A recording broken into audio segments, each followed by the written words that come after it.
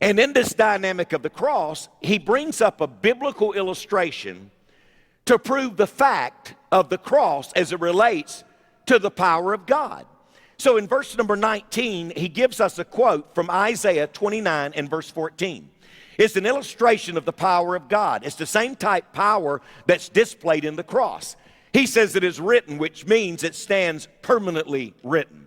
This verse simply affirms that when man has achieved his greatest masteries in area of intellectual pursuit, God ultimately so overshadows that earthly wisdom as to bring it to nothing.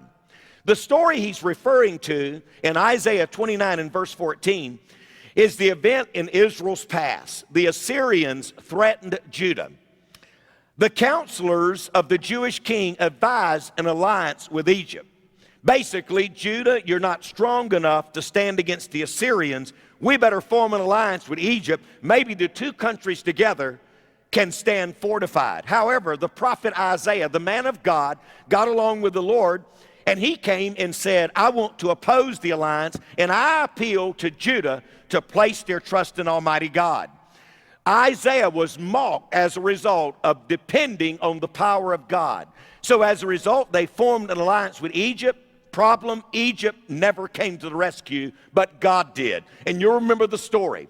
God sent one angel, and that one angel smote 186,000 Assyrians. See, we devise our own programs of personal and social redemption in which they trust themselves and not God.